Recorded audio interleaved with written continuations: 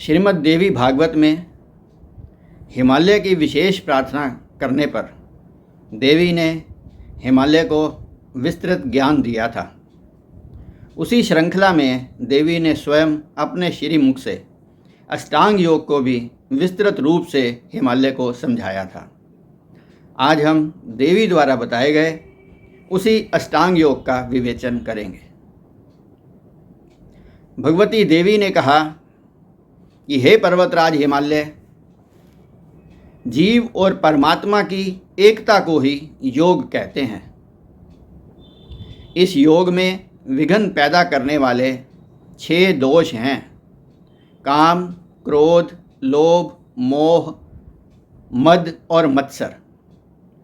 इनका यदि त्याग किया जाए तो योग प्राप्ति का प्रयास सफल हो सकता है। अष्टांग योग में योग के 8 अंग बताए गए हैं: यम, नियम, आसन, प्राणायाम, प्रत्याहार, धारणा, ध्यान और समाधि। आइए अब इनका विस्तृत वर्णन करते हैं। सर्वप्रथम है यम। यम भी 10 प्रकार के हैं: अहिंसा, सत्य, अस्तेय, ब्रह्मचर्य, दया, सरलता, क्षमा, धृति, सीमित आहार एवं पवित्रता। इन 10 को मिलाकर यम कहा जाता है। योग के लिए इनका पालन आवश्यक है। दूसरा आता है नियम।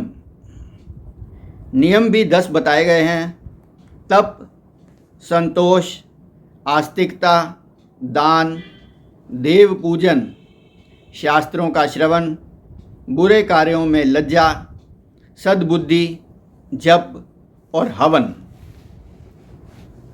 इसके बाद तीसरे नंबर पर आता है आसन। आसन 5 प्रकार के बताए गए हैं: पद्मासन, स्वस्तिक आसन, भद्रासन, वज्रासन और वीरासन। इनका विस्तृत वर्णन इस प्रकार है। सर्वप्रथम पद्मासन। दोनों पैरों के दोनों तलों को जांघों पर रखें।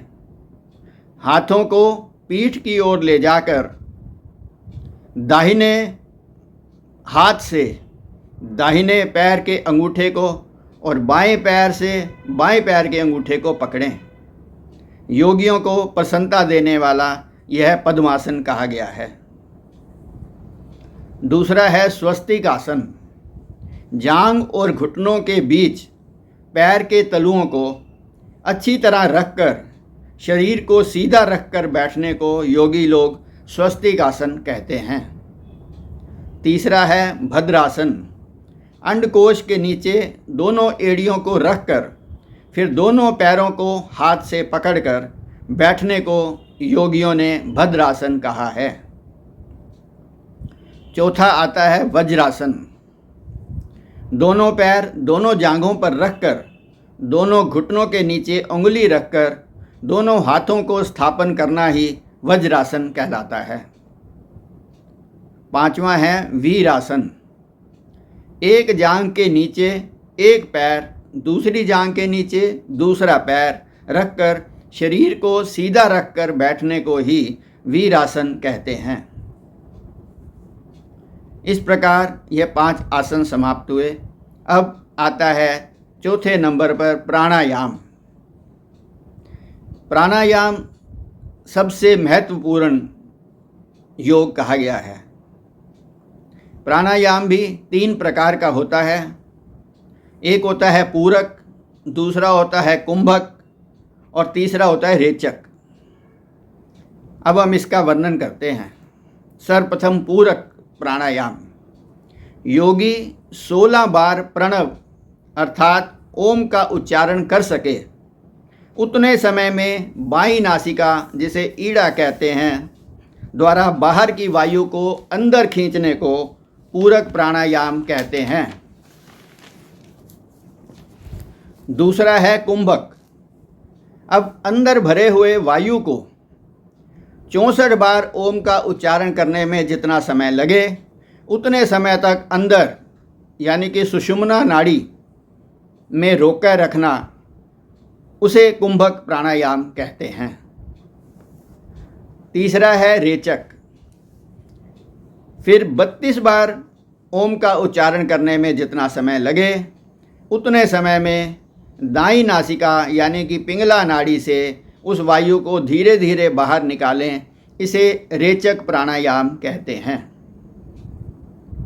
ऊपरी तीनों प्राणायामों को मिलाकर ही वास्तव में प्राणायाम कहा जाता है। इस प्राणायाम की अवधि को धीरे धीरे बढ़ाते रहना चाहिए। प्राणायाम अगर अपने इष्ट को ध्यान में रख कर के अर्थात इष्ट के ध्यान से युक्त होकर के किया जाए तो उसे सगर्भ प्राणायाम कहते हैं, और जप और ध्यान से रहित को विगर्भ प्राणायाम कहते हैं। इसी प्रकार प्राणायाम करते करते अगर पसीना आ जाए तो उसे अधम, शरीर में कंपन हो जाए तो उसे मध्यम, और शरीर भूमि से ऊपर उठना शुरू हो जाए तो उसे उत्तम प्राणायाम कहते हैं। जब तक हम उत्तम तक ना पहुँचें प्राणायाम का अभ्यास करते रहना चाहिए। इसके बाद 5वें नंबर पे आता है प्रत्याहार। इंद्रियों को बलपूर्वक विषयों से हटाने को ही प्रत्याहार कहा गया है। इसके बाद 6ठे नंबर पर आता है धारणा। अंगूठे, एड़ी, घुटने, जांघ, गुदा, नाभि, हृदय, ग्रीवा, कंठ, भौहों के बीच और मस्तक, इन स्थानों में प्राणवायु को विधिपूर्वक धारण करने को ही धारणा कहा जाता है। इसके बाद आता है ध्यान। मन को चेतन आत्मा में समाहित करके उसमें अपने इष्ट देवता का ध्यान करना ही ध्यान कहा गया है। अब अंतिम आता है समाधि। जीव आत्मा और परमात्मा में नित्य समत्व भाव अर्थात दोनों को एक कर देने को ही योगियों ने समाधि कहा है। इस प्रकार उक्त 8 अंगों को मिला करके इसे अष्टांग योग कहते हैं। इस प्रकार हमने आपके सामने देवी के श्री मुख से कहे गए अष्टांग योग का वर्णन किया। आशा है आपको यह जानकारी अच्छी लगी होगी। धन्यवाद। नमस्कार।